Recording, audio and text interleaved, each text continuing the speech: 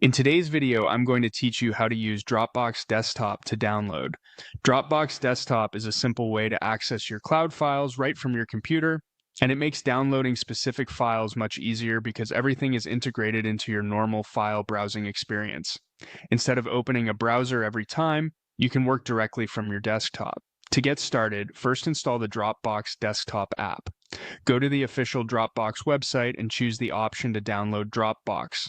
Once the installer finishes downloading, open it and follow the setup instructions for your Windows PC or Mac. After installation, sign in with your Dropbox account so the app can connect your files and start syncing them to your device. If this is your first time using Dropbox on that computer, give it a moment to finish setting itself up. Once you're signed in, open the Dropbox folder on your computer. On Windows, you'll usually do this through File Explorer. On a Mac, you'll open Finder.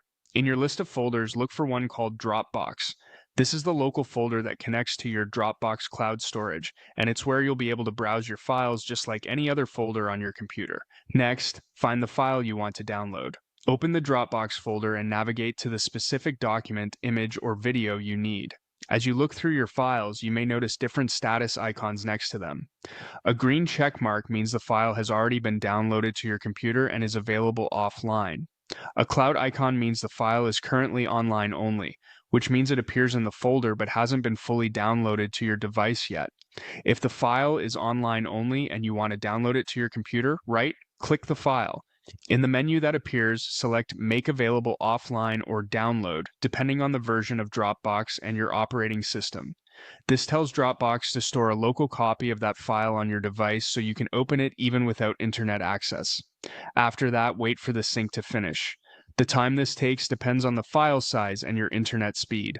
Once the process is complete, the status icon should update and you'll know the file has been downloaded successfully.